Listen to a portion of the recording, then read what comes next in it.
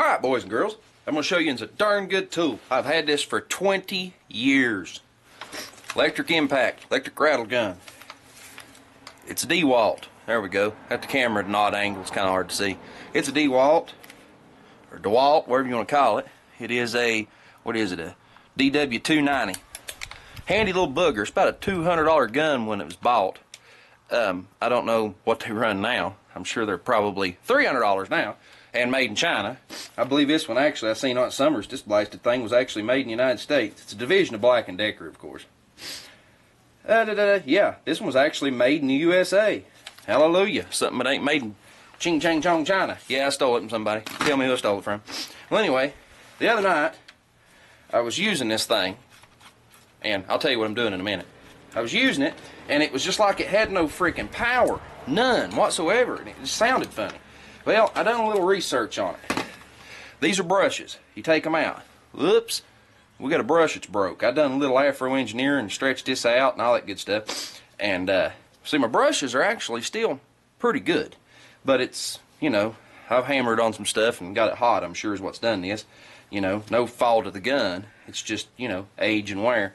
Well, this is supposed to be connected to the brush. Well, I went online to find me some new brushes. Well, I found them. I found the part number. Found them at a bunch of places that were priced ridiculous.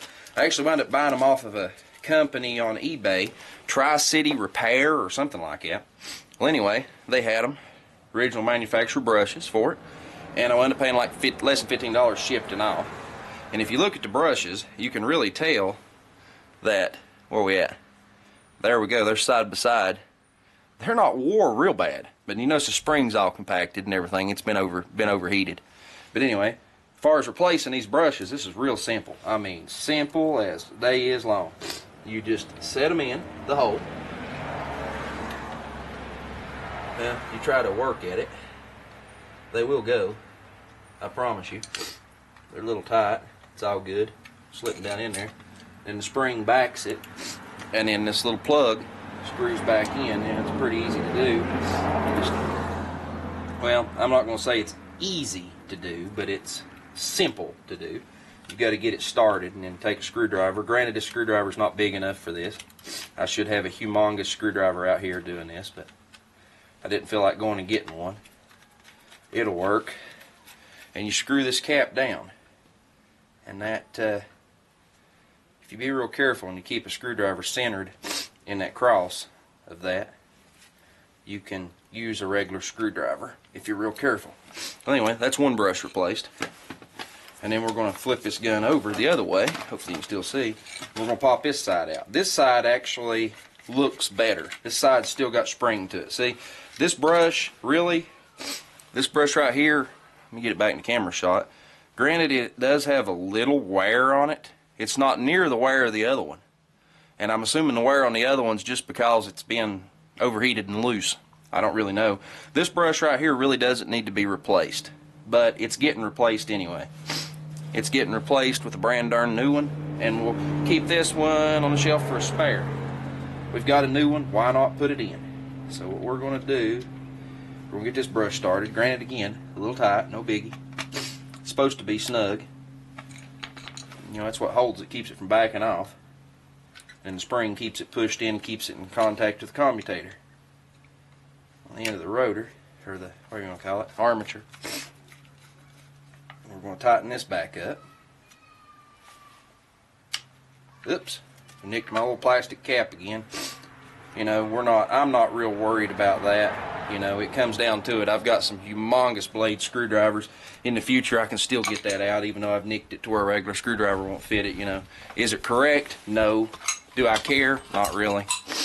It's one of those deals. We're going to plug this gun in, and we're going to run these brushes in. It's always a good idea. First thing you're going to do is just tap it. Tap it and let it turn a little bit and let them get a feel for the armature, for the commutator bars. And now we're going to run it. We're going to run it probably for 30 seconds, maybe a little more. And just let it break in. There's no sparks visible from the inside of this, and there was the other night. Not a good thing, but we're going to run these brushes in. And after we run them in, everything should be good. We run them in that way, we're going to reverse it. We're going to run them in that way.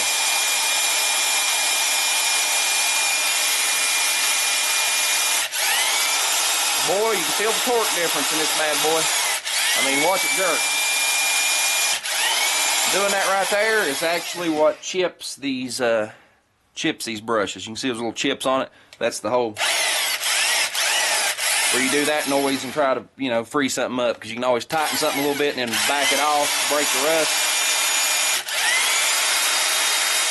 But I believe we're back in business. You know, I'm sure this gun now, you can buy it today and it probably doesn't have serviceable brushes. You probably got to disassemble the blasted thing and you probably can't buy them. You know, this is back in the day when it still made something. But, you know, I spent $15 on it. It cost $200 20 years ago. I spent $15 on it and basically rebuilt the blasted thing. We're going to save this one good brush for future use in case one actually does what this one did again. You know, when I'm in the middle of a project, I can slap this brush in there. And, you know, this brush is about as good as new. And if it just destroys one, okay, I'm good. I'm good to go. Order me another new set, swap them out, keep this one again for a spare. So, anyway, that's how you replace the brushes in one of these bad boys. And, you know, a lot of people wouldn't even have had a thought to check the brushes. They would have actually have just tossed it in the friggin' garbage and went and bought a new one. But all that was wrong with it was this. Yep, that was all that was wrong with it. See y'all.